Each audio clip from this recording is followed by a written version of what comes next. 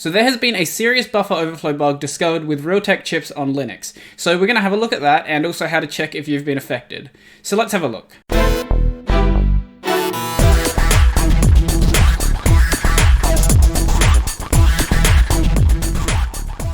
Good afternoon everyone and welcome back to the channel. So I know that I said I wouldn't cover news a lot, but when there's topics like this that really interest me, I'm absolutely going to cover it.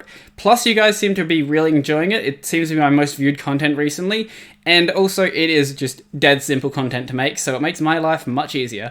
Don't worry, the regular content's going to be coming back from tomorrow onwards, unless I find something else that interests me. So what we're going to have a look at today is this story that I found from Ars Technica. So unpatched Linux bug may open devices to serious attacks over Wi-Fi. So this is a really serious bug, but there hasn't been any discovered cases of it actually being exploited in the real world. However, the reason it's really serious is because it actually requires no user interaction from the client of the computer. All that it needs is you need to be running a Realtek Wi-Fi chip, and you need to have your Wi-Fi on. You don't need to do anything else. This is why this is really dangerous. So, buffer overflow can be triggered in Realtek Wi-Fi chips with no user interaction needed. So, a potentially serious vulnerability in Linux may make it possible for nearby devices to use Wi-Fi signals to crash or fully compromise vulnerable machines, a security researcher said.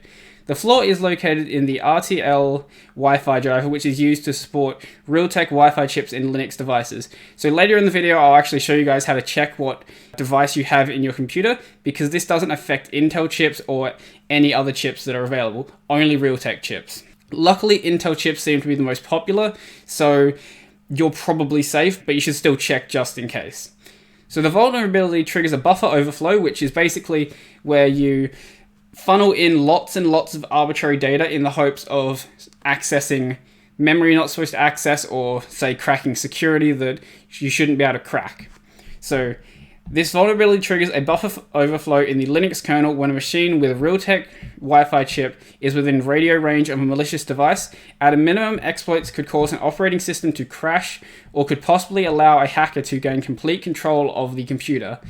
So I don't know if this will give you root access, but judging by that, it sounds like through this method, it would actually be able to give a malicious actor root access to your system, which is very, very dangerous and something you do not ever want to happen. So this flaw dates back to version 3.10.1 of the Linux kernel, released in 2013. So your system is affected if you have a Realtek chip, and it may have been available before that date in 2013, but it's been available for at least 6 years at this point, which it's very lucky that no serious hacks have actually happened with this by now. So the bug is serious.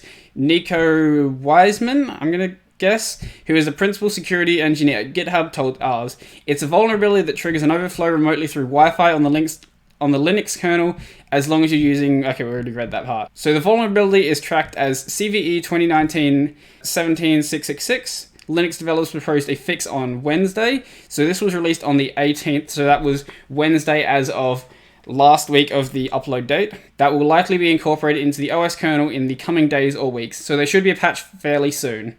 So only after that will the fix make its way into various Linux distributions. If you are running something like Ubuntu or something like that, hopefully you get an update soon, and when the update rolls around, if it hasn't already, update instantly. But things like Arch are probably going to get the update much quicker just because they are rolling distributions. So anything Arch or based on Arch, so Arco, Manjaro, anything like that, if the patch is out, you've probably got it already. So Wiseman said he has not yet devised a proof of concept attack that exploits the vulnerability in a way that can execute malicious code on a vulnerable system. So the exploit exists, but it may not be as bad as it's first seemed. So I'm still working on exploitation, and it will definitely take some time, of course.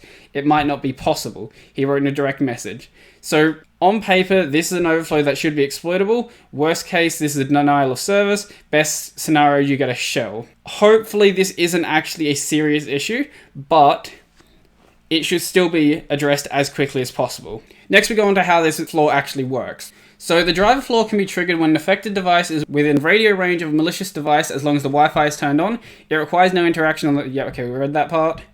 So, the malicious device exploits the vulnerability by using a power-saving feature known as Notice of Absence that's built into Wi-Fi Direct, a standard that allows two devices to connect over Wi-Fi without the need of an access point. So the attack would work by adding vendor-specific information elements to Wi-Fi beacons that, when received by a vulnerable device, trigger the buffer overflow in the Linux kernel. So, nothing too interesting there. Representatives of both Realtek and Google didn't immediately comment on this story.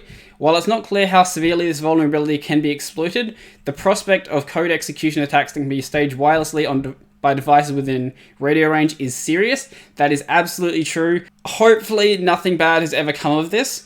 Now that it's known publicly, it's very possible that there will be people working on ways to exploit this. It shouldn't be too big of an issue for personal systems as long as you update. I'm more worried about business systems that don't get updated very often. Things that are built as a standard point to work on and then updated every couple of years, because this exploit will probably exist for a while. So best case, you can't really exploit it in the real world. It's more of a test case that you can exploit, where it's a problem that exists, but it's not actually going to do any real damage. I don't actually know the exact severity at this point because we don't have enough information yet. So I will link to this post in the description, so if you want to check this out when they do update with more information when it's available, then come check it out. So if you know you're not running a Realtek driver, then feel free to click off now, unless, hey, you want to give me some watch time. Maybe you do. I don't know. What we're going to do is we're going to check how to actually see what driver you're running. So if I come over to my other screen, so it's a very simple command to do this. So if we want to, I'll just zoom in on my screen a little bit. So what we want to run is lspci-k, and we're going to look for something called the network controller. So as you can see in here, I am running the Intel Corporation Wireless 7265, so I'm not affected, but if you have, and the driver I have is IWL Wi-Fi. So if this is RTL Wi-Fi, then your system is going to be affected, and hopefully a patch comes out very quickly, so it's not actually a real problem. So I didn't mention this in that article. I think I might have skipped over it, actually. So, yeah, I actually did. That was a problem. So it does also appear that this will affect Android devices with Realtek Wi-Fi drivers. And this is actually a much, much more serious issue than affecting desktop Linux systems, because Android devices are probably not going to get updated. You might be lucky and have a security patch for your phone, but if you're running something a couple of years old, I really, really doubt it. I don't know what most phones are using now. They're probably using Intel chips, but the ones that are using Realtek chips, I really do hope they receive security patches. So the other thing is if you are running a USB Wi-Fi device. I haven't actually got one installed, so I can't check this myself, but you can run this message here. So you can run this command here, dmessage grep USB core, and it'll tell you what your driver is. So I can't test that. Well, I can write the command, but it won't give me something that actually means anything relative to my Wi-Fi driver, because I don't have one installed as a USB device. But if you do, run that and you should be able to tell. So hopefully no one is affected that's watching this channel, but if you are, then hopefully you get a security patch soon, because I really don't want anyone to actually have some malicious code execution working on their system.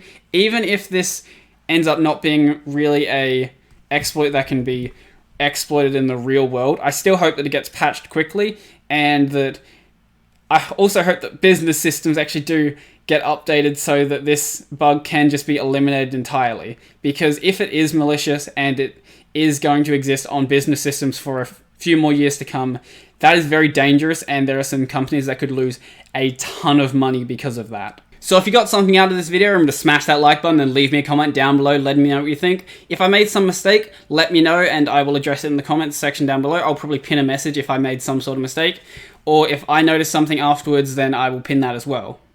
So if you want to see more videos like this, or just any other content that I produce, remember to subscribe and ding the little bell icon down below, and maybe you'll get updates. But as always, we can never actually trust YouTube to push updates to anyone, so also go follow my Twitter and my Mastodon, and you'll probably get updates there. So I'll also chuck up on the screen that side right now, just a random playlist that I feel like you guys might enjoy, and hopefully you find something that you'll enjoy in there. So I think that's pretty much everything for me, and I'm out.